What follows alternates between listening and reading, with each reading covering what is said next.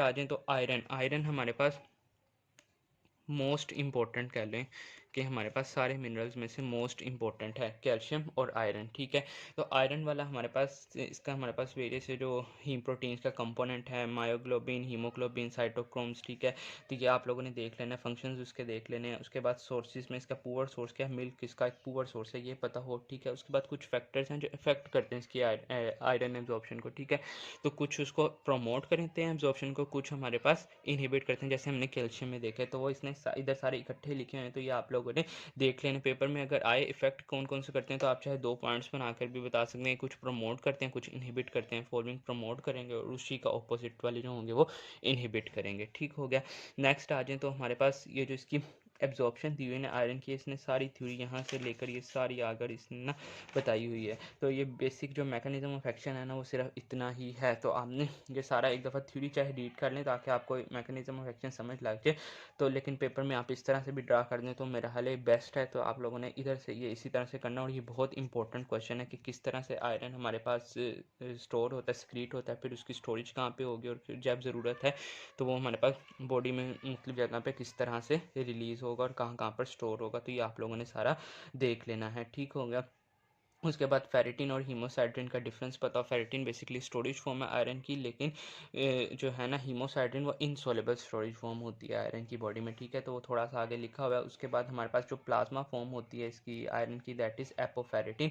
तो वो आप लोगों ने देख लेना है, ठीक है। बाकी मिकोजल ब्लॉक थ्योरी क्या कि हमारे पास जब बॉडी के अंदर किसी भी चीज़ का सपोज यहाँ पे तो हम आयरन के हवाले से बात करें ना कि आयरन का कहता है अगर हमारे पास स्टोर्स हैं बॉडी के अंदर काफ़ी ज़्यादा अमाउंट में हैं तो ऐसी बात है उस चीज़ की एब्जॉर्प्शन उतनी नहीं होगी। लेकिन अगर उसके बॉडी के अंदर स्टोर्स ही नहीं है किसी चीज़ की तो बॉडी को उसकी ज़रूरत है, तो हमारे पास उसकी जो एब्जॉर्प्शन है वो हमारे पास क्या हो जाएगी, इन्हेंस्ड हो जाएगी। तो इसको हम कहते हैं मिकोजल ब्लॉक थ्योरी, ठीक है। बाकी इसके एब्जॉर्प्शन वाला पॉइंट सबसे ज़्यादा इंपॉर्टेंट था। उसके बाद मूव ऑन करें तो हमारे पास स्टोरेज फॉर्म वही हीमोसाइड्रिन आ गई। उसके बाद जो इसकी डिजीज़ है ना इंपॉर्टेंट है, आयरन डेफिशिएंसी एनीमिया, ठीक है। आयरन डेफिशिएंसी एनीमिया अक्सर पूछ लेता है सिनेरियो बनाकर कि आयरन डेफिशिएंसी एनीमिया का पेशेंट डायग्नोज हो गया, उसके लिए कॉजेज़ बताएं क्या क्या हैं। तो उसका आयरन इनटेक या तो उसने कम लिया या उसकी आयरन एब्जॉर्प्शन सही तरह से नहीं, हेमरेज हो गया, ठीक है। रिपीटेड प्रेगनेंसीज वगैरह की वजह से भी हो सकता है। और उसकी ब्लड पिक्चर क्या होती है, दैट इज़ माइक्रोसिटिक या हाइपोक्रोमिक एनीमिया। माइक्रोसिटिक मैंने ये आप लोग ब्लड में भी पढ़ा होगा, इसके अलावा वाइटामिन पढ़ेंगे तो उसमें भी है माइक्रोसिटिक वो होता है जिसके अंदर MCV मीन कॉर्पस्कुलर वॉल्यूम यानी ब्लड वॉल्यूम आरबीसीज का जो होता है वो लेस देन हो 80, तो उसको हम कहते हैं माइक्रोसिटिक एनीमिया। तो इस चीज़ का पता हो, ठीक है। बाकी वो कहता है कि आप इस मतलब ये हमने डायग्नोज किया है लेकिन हम इसको कंफर्म कौन से टेस्ट के ज़रिए करेंगे कि आयरन डेफिशिएंसी एनीमिया का पेशेंट है। तो उसके लिए इधर एक टेस्ट लिखा हुआ है, total iron binding capacity of plasma, तो ठीक है। तो ये टेस्ट हम परफॉर्म करते हैं, ठीक है। इसके अलावा HB टेस्ट भी परफॉर्म कर सकते हैं, वो इधर नहीं लिखा हुआ तो, लेकिन आप लोगों ने एक दो टेस्ट जहन में रखने हैं। नेक्स्ट जो इसकी डिजीज़ है ना हीमोसाइड्रोसिस और हीमोक्रोमेटोसिस, बहुत ज़्यादा इंपॉर्टेंट है। अक्सर डिफरेंस के तौर पे पूछ लेते हैं क्या डिफरेंस है, ठीक है। तो यहाँ पे आपको क्लियरली पता नहीं चलता है। ये पॉइंट मैंने साथ इसका मेंशन किया हुआ है। हीमोसाइड्रोसिस नाम से पता चल रहा है हीमोसाइड्रिन जो कि इनसॉल्युबल स्टोरेज फॉर्म थी उसका एक्सेस अगर हो जाए बॉडी में तो उसको हम कहते हैं हीमोसाइड्रोसिस, ठीक है। Frequently referred as iron toxicity. Next है हमारे पास हीमोक्रोमेटोसिस, उसमें आयरन की एक्सेसिव तो होगी यानी आयरन ओवरलोड तो होगा, लेकिन उसके साथ एक कंडीशन है that is called bronze diabetes. Diabetes हम किसको कहते हैं, हाइपर ग्लाइसीमिया यानी ब्लड ग्लूकोज लेवल रेस्ट कर गया तो उसमें एक हाइपर ग्लाइसीमिया होगा और हाइपर पिगमेंटेशन होगी यानी स्किन के ऊपर पिगमेंट्स बन जाएंगे। तो ये दो इसके साथ सिम्टम्स भी हैं। तो हीमोक्रोमेटोसिस और हीमोसाइड्रोसिस के अंदर ये डिफरेंस आपने याद रखना है। तो ये था आयरन के बारे में जो कि बहुत ज़्यादा इंपॉर्टेंट है, ठीक है। कॉपर, कॉपर भी हमारे पास एक इंपॉर्टेंट मिनरल है, ठीक है। इसका आपने सबसे पहले तो ये जो है फंक्शंस देख लेने हैं कि ये हमारे पास साइटोक्रोम, ये जितने भी आपने वो हीम प्रोटीन्स पड़ी होंगी उसी के अंदर कैटालेज, साइटोक्रोम ऑक्सीडेज, ठीक है। तो इन सब का कंपोनेंट है। इसके अलावा हीमोग्लोबिन की सिंथेसिस करता है, मेलानिन की सिंथेसिस करता है, ये हमारे पास इंपॉर्टेंट पॉइंट है, ठीक है। इसके अलावा लाइसाइल ऑक्सीडाइज का कंपोनेंट है और हमारे पास हीमोसाइनिन कॉपर कंटेनिंग कॉम्प्लेक्स होता है, ये भी पूछ सकते हैं, ठीक है। तो ये आप लोगों ने देख लेना है। नेक्स्ट हमारे पास जो प्लाज्मा कॉपर होता है वो हमारे पास सेरिलोप्लाज्मिन की फॉर्म में होता है, इधर से इतना ही पता हो। इसकी डिजीज़ है ना मैनकी डिजीज़ और हमारे पास विल्सन्स डिजीज़, बहुत ज़्यादा इंपॉर्टेंट है। तो मैनकीज डिजीज़ जो होती है ना बेसिकली ये हमारे पास कॉपर की डेफिशिएंसी की वजह से होती है, ठीक है। इस और जो हमारे पास ये डिक्रीज्ड कॉपर इन प्लाज्मा, ठीक है। कॉपर की डेफिशिएंसी जो विल्सन डिजीज़ होती है ना, कॉपर ओवरलोड की वजह से होती है, ठीक है। कॉपर यानी डिपॉजिट हो जाता है इसके अंदर। तो ये आप लोगों ने देख लेना, ये लिपन कोड में ना बड़ी अच्छी इसने ना एक फिगर बनाया है, फिगर 26.6, ठीक है। तो 26 चैप्टर के अंदर होगा मिनरल्स वाले में विल्सन डिजीज़ की डिस्क्रिप्शन है, उसके अंदर उसने एक चीज़ लिखी हुई है, दैट इज़ केसर्स फ्लैशर रिंग्स, ठीक है। बहुत इंपॉर्टेंट पॉइंट है ये, अक्सर वाइवा में भी मेरे से पूछा गया था एक्सटर्नल में, ठीक है। इसके अलावा एमसीक्यूज पास पेपर में बेतहाशा आ चुके हैं, लेकिन ये इधर नहीं लिखा हुआ सत्या में। तो केशर फ्लैशर रिंग्स का पूछ लेते हैं होते क्या हैं, ठीक है। और इसके अलावा ये हमारे पास बनते किस तरह से, किस डिजीज़ में बनते हैं। और हमारे पास एक क्वेश्चन उसने मेरे से किया था कि क्या हम इसको नेकेड आई से देख सकते हैं, तो हम इसको नेकेड आई से नहीं देख सकते इन रिंग्स को। होती तो बेसिकली कॉर्नियल ये डेपोजिशन होती कॉपर की, लेकिन हम इसको नेकेड आई से नहीं देख सकते, ये सिर्फ वो ऑप्थेल्मोस जो होते हैं ना, ऑप्थेल्मोस्कोप, उससे देखा जाता है, ठीक है। तो ये आई के स्पेसिफिक इंस्ट्रूमेंट्स होते हैं उनके ज़रिए।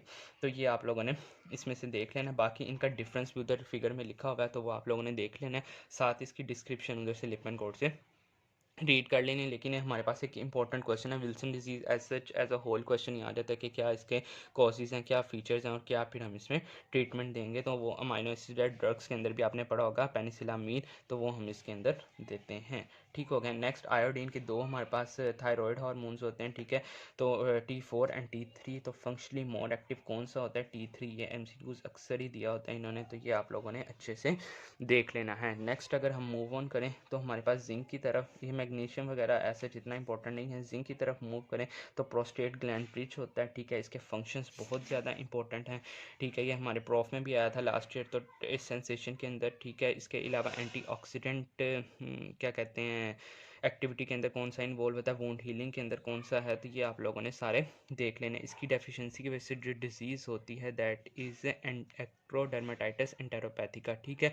तो पूछ लेते हैं कि कॉपर डेफिशिएंसी डिजीज़ का नाम बताएं, तो वो हमारे पास ये आप लोगों ने डिजीज़ का नाम याद रखना है, ठीक है। मोलिब्डेनम किस एंजाइम का कंपोनेंट है, बस इतना पता हो काफ़ी है, आगे कोबाल्ट से सच कुछ भी नहीं है। फ्लोराइड वाले में डेंटल क्राइसिस और फ्लोरोसिस का पता हो कि कब होती है, ठीक है। जो लास्ट है ना, ये इंपॉर्टेंट है, दैट इज़ सेलेनियम। सेलेनियम का एक ही क्वेश्चन है जो बड़ा मशहूर है, that is antioxidant activity perform करता है, हाउ। तो हम तो कह देते हैं, इधर लिखा हुआ है along with vitamin E, vitamin E आप पढ़ेंगे ना तो उसका भी एंटीऑक्सीडेंट फंक्शन होता है। तो एग्जामिनर्स पूछते हैं कि हाउ, और ये पास पेपर का क्वेश्चन भी है, इधर से ये कह लें पक्का पेट क्वेश्चन है कि मतलब जिसके 90% चांस है कि ये आपको आए। तो वो पूछ लेते हैं कि किस तरह से परफॉर्म करता है, तो इधर इसने थोड़ी सी दी हुई इसकी डिस्क्रिप्शन, ग्लूटाथायोन पेरोक्सीडेज एंजाइम होता है, बेसिकली ये करता क्या है, ग्लूटाथायोन होता है सेलेनोसिस्टीन के अंदर, ठीक है। सेलेनियम के अंदर सेलेनोसिस्टीन होता है और उसका कंपोनेंट है ग्लूटाथायोन, ठीक है। तो ग्लूटाथायोन को ऑक्सीडाइज कर देता है इनटू दी वाटर, तो यानी न्यूट्रलाइज कर देता है उसके इफेक्ट को। तो इस तरह से एंटीऑक्सीडेंट एक्टिविटी परफॉर्म करते हैं। ये आप लोग लिपन से भी रीड कर सकते हैं, एक पैराग्राफ है सेलेनियम का, उसके अंदर उसने लिखा हुआ है, तो ये आपको पता हो, ठीक है। बाकी इसकी डिजीज़ के अंदर कौन सी इसकी डिजीज़ है, केसन डिजीज़ है, इतना पता हो। बाकी सिलानोसिस क्या है, वो हमारे पास सिलेनियम की टॉक्सिटी को कहते हैं, तो ठीक है। तो ये आप लोग का था ऑल अबाउट मिनरल्स, ठीक है। तो इसमें आपने आयरन, कैल्शियम और हमारे पास कॉपर, सिलेनियम, ये आप लोगों ने बहुत अच्छे से करने हैं, ठीक है। तो बाकी कोई मसला हो तो आप पूछ सकते हैं। Thank you so much.